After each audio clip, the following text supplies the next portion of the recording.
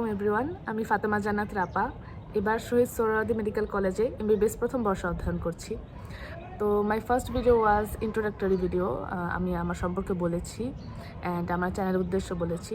যেহেতু আমার চ্যানেলের উদ্দেশ্য স্টাডি রিলেটেড কন্টেন্ট আপলোড করা, সেহেতু প্রথমে আমার মনে হয় ভিডিওর ফার্স্ট টপিক হওয়া উচিত যে পড়াশোনার আইডিয়াল টাইমটা কী। তা তো সবাই করে, বাট যারা ভালো রেজাল্ট করে নিশ্চয়ই তাদের আলাদা কিছু প্ল্যানিং থাকে, তাদের আলাদা কিছু রুটিন থাকে, তাদের আলাদা কিছু অ্যাক্টিভিটিস অবশ্যই থাকে, না হলে আসলে পার্থক্যটা কে করে বা কী করে। দেন আই রিয়েলাইজ যে পড়ালেখার সময়টা অনেক বেশি পার্থক্য করে কারোর রেজাল্টে বা একটা স্টুডেন্টের লাইফে, অথবা তার লাইফস্টাইল কীরকম হবে, তার রেজাল্ট কীরকম হবে, সে পরীক্ষা কীভাবে দিবে, তার আউটপুট কীরকম হবে। তো সব কিছু আই থিঙ্ক পড়ালেখার টাইমের উপর অনেক বেশি নির্ভর করে। পড়ালেখার সময়টা অবশ্যই এক একজনের পার্সোনাল ম্যাটার। কারোর রাত্রে পড়তে ভালো লাগে, কারোর সকালে পড়তে ভালো লাগে, কারোর দুপুরে পড়তে ভালো লাগে। এক একজনের পড়ার টাইম এক এক রকম। কিন্তু সায়েন্টিফিক্যালি প্লাস আমি যেটা ফলো করছি সবসময়, বেশিরভাগ সময়, সবসময় তো অবশ্যই পসিবল ছিল না, আই থিঙ্ক পড়ালেখা করার আইডিয়াল টাইম হচ্ছে সকাল 4টা থেকে 8টা। এটা শুনতে খুবই অদ্ভুত লাগছে, কিন্তু ইটস ট্রু। অ্যান্ড যদি কেউ এটা টানা 7 দিনে অভ্যাসটা রপ্ত করে, দেন আই গেস সে বুঝবে।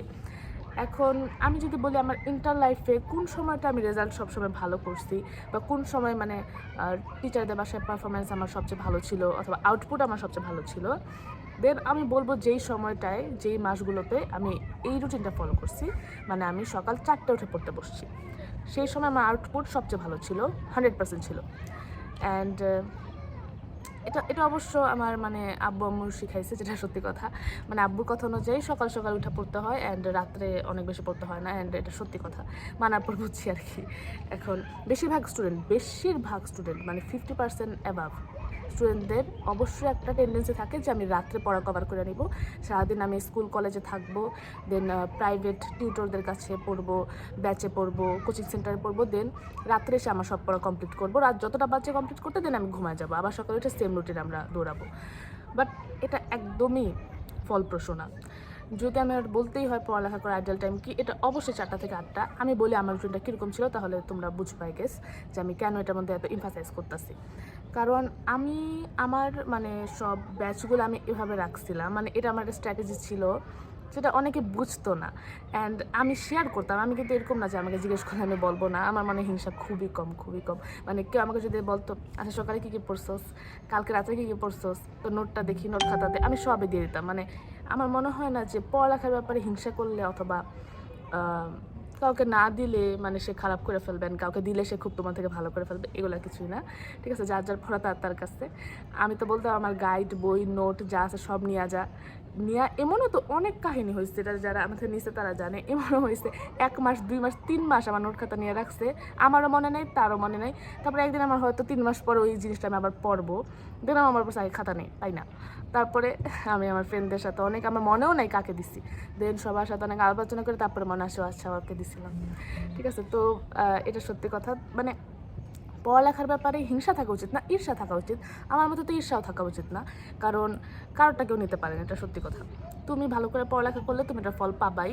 সে যদি তোমার থেকে ভালো করে ফেলে, সেটা তোমার হেল্পের জন্য অবশ্যই না, সে তার নিজের জন্যই পাইছে। আচ্ছা যাই হোক, তো আমার কখন ছিল আইডিয়াল টাইম পড়াশোনার, সেটা অবশ্যই ছিল সকাল থেকে একদম দুপুর পর্যন্ত। মানে আমি বলি আমার রুটিনটা কীরকম ছিল। এখন প্রথমেই শুরু করতে গেলে রুটিনটা যদি আমি আমার বলতে চাই, প্রথম কথা হচ্ছে আমি আমার কলেজের টিচারদের কাছে পড়ছি, যারা এক একজন এক এক বিষয়ে আলহামদুলিল্লাহ অনেক পারদর্শী। ফিজিক্সে, কেমিস্ট্রি, বায়োলজি, ম্যাথ, ইংলিশ সবই পড়ছি। যে ওই সাবজেক্টে পারদর্শী, প্লাস সেই সাবজেক্টে সে অনার্স মাস্টার্স করছে, সে বিসিএস ক্যাডার, আর সে আমাদের কলেজে, অবশ্যই সরকারি কলেজে সে মানে অন্তর্ভুক্ত হয়েছে। অবশ্যই তার যোগ্যতার সাথে অন্য কারো যোগ্যতা তুলনা হয় না। তো তাদের কাছে আমি পড়ছি, আমার ফ্রেন্ডরা তাদের কাছে পড়ছে। তো এখন আমি না সব টিচারদের ব্যাচগুলা অলওয়েজ আমি দুপুর থেকে বিকালের দিকে রাখতাম। যদি আমার স্যাররাকে শুনে তারা রিলেট করতে পারবে, এটা কেউই তখনও ধরতে পারতো না। আমাকে জিজ্ঞেস করলে আমি হয়তো বলতাম, কিন্তু তারা মানে সবাই রিলেট করতে পারতো না। সবাই ভাবতো আমরা তো রাত্রে পড়ি সারাক্ষণ, 3টা 4টা পর্যন্ত, 3টার এত পড়ার প্রেশার, দেন সকালে উঠে যেহেতু পড়তে যাবো, একটু 9টা 10টার দিকে পড়া হইলে, অথবা 8টায় হইলে সমস্যা নেই, ওরকম হলে ভালো। তো সবাই সকালে পড়তো, বেশিরভাগ টিচারদের মানে ব্যাচ ফিল আপ থাকতোই সকালে। তো মানে 8টা 9টা 10টা এরকম 11টাও। কিন্তু আমি পড়তাম 2টা থেকে, মানে 2টা থেকে আমার ব্যাচ পড়া শুরু হতো, মানে বাইরে যে আমি যেগুলো পড়বো। তো আমি 2টা 3টা 4টা মানে আমি 3 ঘন্টা রাখছি আমার পড়ার, মানে ব্যাচে যা বাইরে যা পড়ার জন্য। 5টার মধ্যে আমার পড়া শেষে আমি 5:30টার মধ্যে বাসায়, মানে এরকম ছিল। এখন আমি এটা কেন করছি? তো আমার প্ল্যান ছিল যে আমি 2টা থেকে 5টা পর্যন্ত আমি আমার প্রাইভেট পড়া, বাইরে কোচিং ব্যাচ যা আছে সব পড়া কমপ্লিট করব। দেন 5:30টার মধ্যে আমি বাসায়। দেন 5:30টার মধ্যে বাসায় আসলে কি আমার রেস্ট নিতে নিতে, যদি আমি 1 ঘন্টা রেস্ট নিই কোনো সমস্যা নাই, কারণ পরবর্তীতে আমি অবশ্যই মাগরিবের আজানের পরেই পড়তে বসবো। তো আমি 6:30 7টার দিকে পড়তে বসতাম। এখন 6:30 যদি ধরি, 6:30 থেকে আমি পড়তাম মাত্র 9:30। হ্যাঁ, এটা সত্য কথা, আমি মাত্র পড়তাম 9:30। মানে আর বেশিরভাগ আমার ফ্রেন্ডসরা বা তোমরা, আমি জানি তোমরা পড়তে বসোই রাত 10টা বাজে, কিন্তু আমি পড়া শেষ করে ফেলতাম রাত 9:30।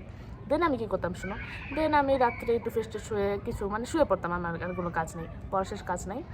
তো আমি 10টা বাজে শুয়ে পড়তাম, 10টা বাজে শুয়ে পড়তাম, ঘুমাইতে ঘুমাইতে আমার 10:30টায় ঘুম এসে পড়তো। দেন 10টায় যদি আমি ঘুমাই, আমি ঘুমাবো ভোর 4টা পর্যন্ত। আলহামদুলিল্লাহ 6 ঘন্টা ঘুম, প্রচুর ঘুম। ইন্টার এরকমও হয় 2 ঘন্টা 3 ঘন্টা 4 ঘন্টা মানুষ ঘুমায়, এবং ঘুমায় ডেইলি তারা পড়ালেখা করে। কীভাবে করে আমি জানি না। ঘুম দেহের জন্য, স্বাস্থ্যের জন্য খুবই দরকার। এই সম্পর্কে কোনো মানে মতবিভেদ হইতেই পারে না। কেউ যদি বলে যে 2 ঘন্টা ঘুমাইলেও কিছু হয় না, পড়ালেখা তো করলে একটু কষ্ট করতেই হবে। 2 ঘন্টা ঘুমায় তুমি 15 দিন পরও তুমি পরে অজ্ঞান হয়ে পড়ে টরে গেলে আসলে জানি না কিছু, ঠিক আছে।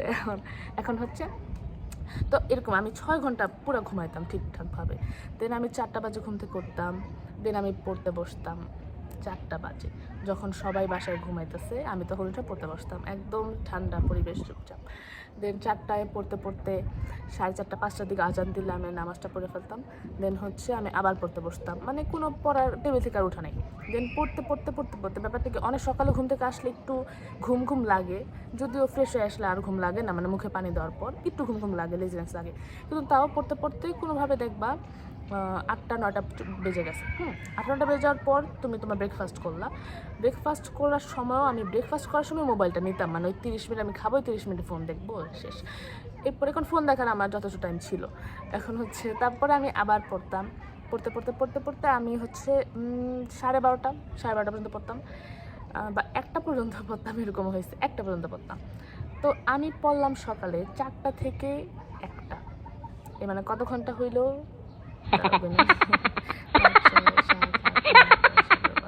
হ্যাঁ, 9 ঘন্টা। 9 ঘন্টা আমি পড়ে ফেলছি। দেন আমি 2টা বাজে পড়তে গেছি। আমি 1টায় পড়া থেকে কেন উঠতাম? কারণ 1টা বাজে পড়া শেষে আমি গোসল করতে যাব, দুপুরে খাবার খাবো, দেন আমি পড়তে বের হয়ে যাবো 2টা বাজে। দেন আমার 2টা থেকে 5টা পড়া।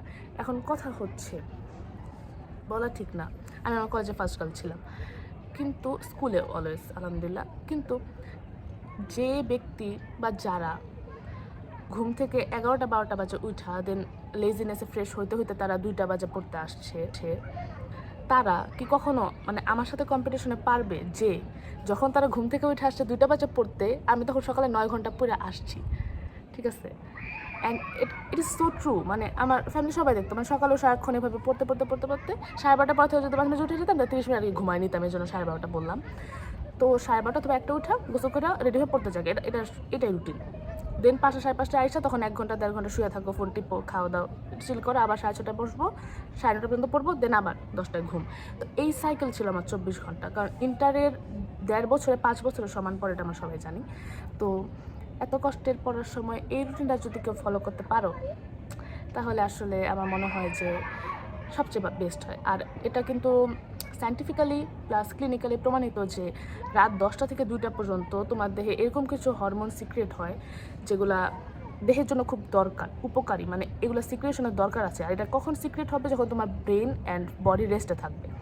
যে ব্যক্তি রাতে 10টায় খায় দায় পড়তেই বসে, তখন সে মানে তার অ্যাক্টিভেটেড মুড অন হয়, তার তো আর ওই হরমোনগুলো কীভাবে রিলিজ হবে? সে তো ওই সময় ঘুমায় না, সে তো রাত 3টা 4টা পর্যন্ত সে একটা পেঁচা, সে ঘুমায় না, ঠিক আছে? সে জেগে জেগে পড়ে 4টা 5টায় ঘুমায়, এগুলি কি 5টায় ঘুমায়, 9টা 10টা 11টা উঠে, এই ঘুম হয় না। আর আরেকটাও কথা, রাত্র 10টা থেকে 2টা পর্যন্ত ঘুমালে তোমার যেই ঘুম হবে, সকাল 6টা থেকে 12টা পর্যন্ত ঘুমাইলেও দুপুর 12টা পর্যন্ত ঘুমালে তোমার সেই ঘুম হবে না। অ্যান্ড এগুলো সবই সায়েন্টিফিক্যালি প্রমাণিত।